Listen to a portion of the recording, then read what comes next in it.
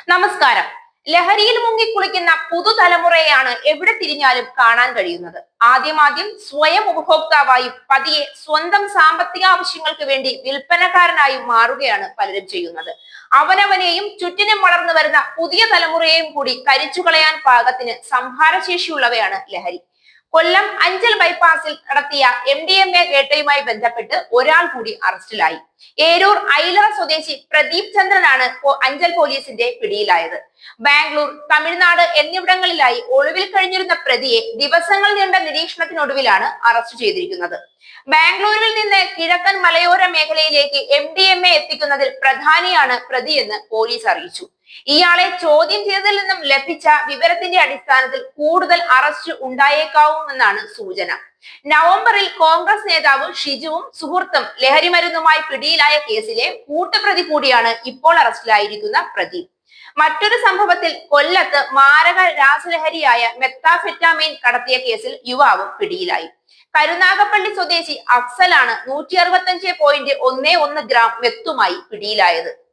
സുഹൃത്തുക്കൾക്കും പരിചയക്കാർക്കും ഇടയിൽ വിൽപ്പന നടത്താൻ ബാംഗ്ലൂരിൽ നിന്നാണ് രാസലഹരി എത്തിച്ചതെന്നാണ് അഫ്സൽ എക്സൈസിനോട് പറഞ്ഞത്.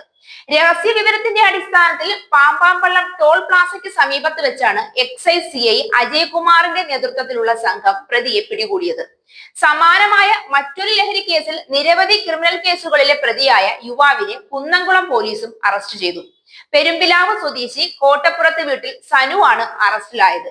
അതിമാരക സിന്തറ്റിക് മയക്കുമരുന്നായ MDMA കുന്നംകുളം മേഖലയിൽ എത്തിച്ച് വിൽപ്പന നടത്തുന്ന സംഘത്തിലെ പ്രധാനിയാണ് പ്രതി.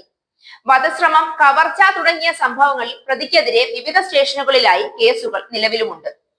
ഒരിക്കൽ പ്രതിയാക്കപ്പെട്ടവർക്ക് പ്രതി ചേർക്കപ്പെടുമ്പോൾ തന്നെ മാനസാന്തരം വരുമെന്നാണ് നമ്മുടെ നിയമത്തിന്റെയും നിയമപാലകരുടെയും ചിന്ത.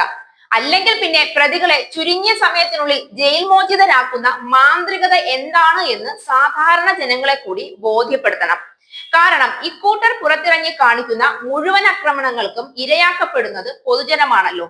ലഹരി കേസിൽ പിടിക്കപ്പെടുന്ന പലരും പറഞ്ഞയക്കപ്പെടുന്നത് ലഹരി വിമുക്ത കേന്ദ്രങ്ങളിലേക്കാണ്. സ്വബോധമില്ലാതെ ചെയ്തു പോയെന്ന പേരിൽ പലരും കേസുകളിൽ ശിക്ഷിക്കപ്പെടുന്നുമില്ല.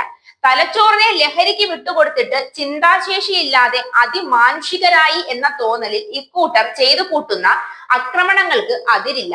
ഒരു കേസിൽ പിടിക്കപ്പെടുന്ന 89% പ്രതികളും സമാനമായ കുറ്റകൃത്യങ്ങൾക്ക് പിടിക്കപ്പെട്ടിട്ടുള്ളവരും ശിക്ഷയിൽ ഇളവ് ലഭിച്ചോ ശിക്ഷിക്കാതെയോ പുറത്തിറങ്ങിയവരുമാണ് എന്നത്. മാതൃകാപരമായ ശിക്ഷ ഒരാളിലെങ്കിലും നടപ്പിലാക്കിയാൽ ഏറെയും കുറ്റകൃത്യങ്ങൾക്ക് അറുതി വരുമെന്നായിട്ടും പോലീസും ഭരണകൂടവും കാണിക്കുന്ന നിസ്സംഗത പൊതുജനങ്ങളിൽ ഭീതി പടർത്തുകയാണ്.